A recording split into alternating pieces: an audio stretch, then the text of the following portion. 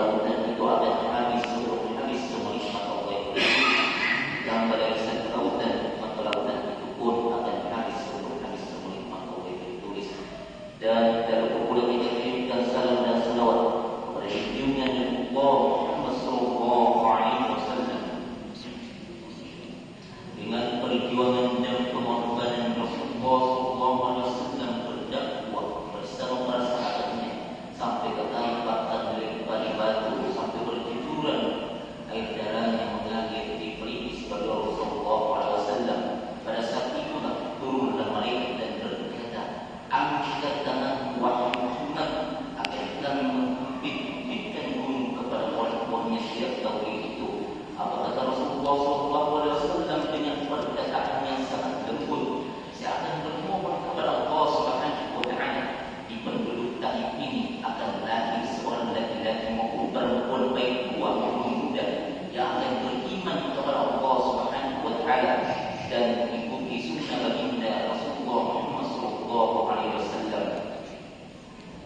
Maka dari itu Rasulullah sallallahu alaihi wasallam tidak akan melangkahkan kakinya masuk ke dalam surga sebelum berkumpul dengan umatnya dan dibimbing langsung oleh beliau sallallahu alaihi wasallam. Semoga kita mendapatkan syafaat dari baginda Allah Muhammad sallallahu alaihi wasallam. Jemaah salat tarawih yang sama-sama dimuliakan dan dirahmati Allah Subhanahu wa Ta'ala. Alhamdulillah kita telah memasuki malam yang ke-8 di bulan suci Ramadan. Tak terasa dari waktu ke waktu, dari detik ke menit, dari menit ke hari, kita telah memasuki malam ke-8 di bulan suci Ramadan. Semoga di hari pertama sampai hari ke-7 kita berpuasa, kita ibadah, selalu diterima di sisi Allah Subhanahu wa Ta'ala. Jemaah salat tarawih yang sama-sama dimuliakan dan dirahmati Allah Subhanahu wa Ta'ala.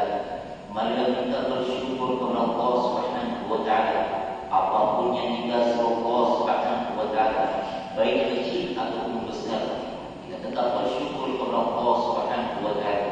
Tentang syukur Allah Subhanahu wa Ta'ala berfirman dalam Al-Quran surah Ibrahim ayat 7, la in syakartum la azidannakum wa la in kafartum inna azabi lasyadid. Barang siapa yang bersyukur kepada Allah, maka pasti akan tambahkan nikmat kepadamu.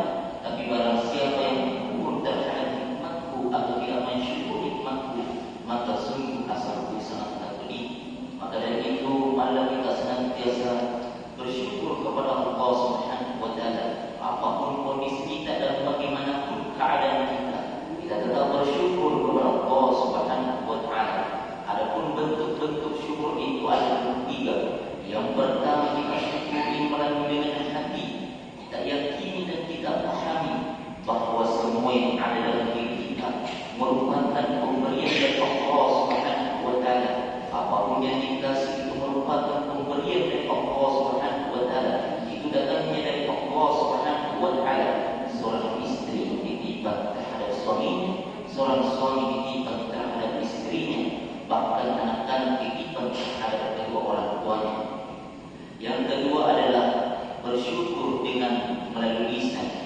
Ketika kita dikasih Allah Subhanahu wa Ta'ala rezeki atau apapun yang dikasih Allah Subhanahu wa Ta'ala, baik kecil ataupun besar, kita bersyukur kepada Allah Subhanahu wa Ta'ala dengan mengucapkan, senantiasa mengucapkan alhamdulillah sebagai tanda syukur kita kepada Allah Subhanahu wa Ta'ala. Apapun yang dikasih Allah Subhanahu wa Ta'ala, ketika seorang suami pulang dari tempat kerja kemudian memberikan sesuatu kepada istri, maka seorang istri senantiasa mengucapkan alhamdulillah, walaupun itu sedikit, tapi keutamaan itu luar biasa. Itu datangnya dari Allah Subhanahu wa Ta'ala. Yang ketiga adalah syukur dengan melalui perbuatan.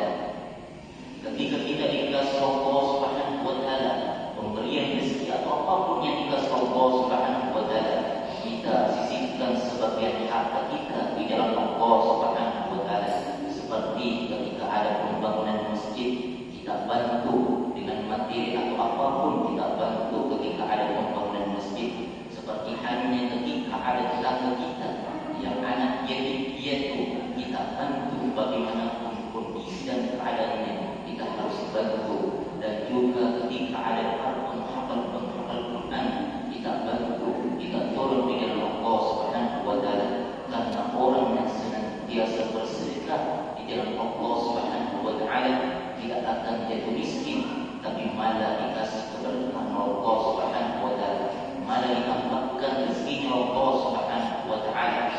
Dan juga ketika saat berbuka kita bawakan sesuatu untuk berbuka, walaupun itu hanya satu dos air minum, walaupun itu hanya dalam kopi 10, tapi akan mendapatkan pahala yang luar biasa dari Allah Subhanahu wa Ta'ala dan akan dilipat gandakan apalagi bulan suci Ramadan ini. Jemaah salat tarawih yang sama-sama dimuliakan dan dirahmati Allah Subhanahu wa Ta'ala, maka perlunya kita bersyukur kepada Allah Subhanahu wa Ta'ala. Alhamdulillah kita dikasih kesehatan Allah Subhanahu wa Ta'ala di bulan suci Ramadan, sehingga dengan kesehatan itu kita menjalankan ibadah dengan semaksimal mungkin di bulan suci Ramadan tahun ini. Karena banyak di antara kita yang ingin mendapati bulan suci Ramadan tahun ini tapi tidak sempat dari karena sudah dipanggil Allah Subhanahu wa Ta'ala. Dan dengan sampai bulan suci Ramadan tahun ini adalah bulan Ramadan yang terakhir bagi kita, maka marilah kita memperbanyak amalan saleh kita, memperbanyak membaca Al-Quran, dan juga memperbanyak sedekah kita di bulan suci Ramadan. Apalagi banyak di bulan suci Ramadan ini takjil begitu banyak, makanan begitu banyak, apalagi saat berbuka yang ada di bulan kita tetap bersyukur kepada Allah Subhanahu wa Ta'ala. Tapi ada orang kuliah itu di samping saya di sini, dia ingin balas dendam pada saat berbuka.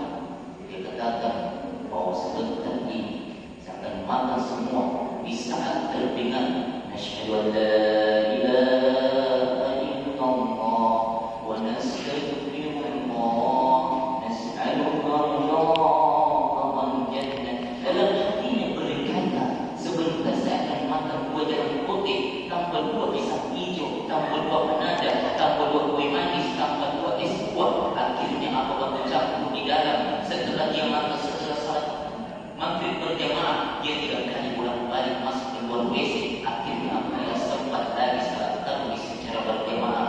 Makanya dari itu bapak-bapak, ibu-ibu, kalau saat berbuka makanlah yang manis-manis, tapi jangan terlalu banyak.